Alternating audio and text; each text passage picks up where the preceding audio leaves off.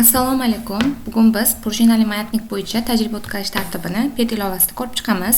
Tajribaning maqsadi prujinali mayatnikning tebranish davrining, uning massasi va prujina biqirligi K ga bog'liqligini o'rganish. Bizda sekundomer bor, prujina biqirligi ko'rsatilgan va massasi 100 grammlik tosh ilingan. Demak, prujinani cho'zib qo'yib yuboramiz va kuzatamiz. So'ng massani oshiramiz.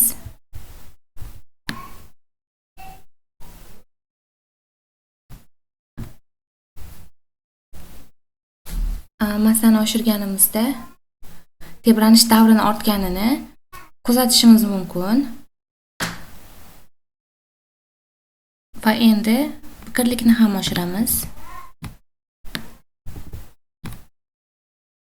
Buni davr kamayapti, chastota esa ortyapti, ya'ni vaqt birligi ichidagi tebranishlar soni ortyapti. Prujinani biqirligini qanchalik kattalashtirsak, uning tebranish davri kichrayib, chastotasi shunchalik oshyapti.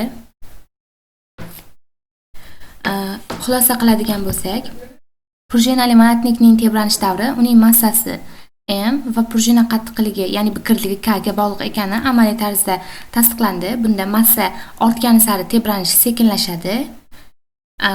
Prujinani biqirligi ortgani sari esa tebranish tezlashadi. Bu natijalar garmonik tebranishning nazariy formulalariga to'liq mos keladi.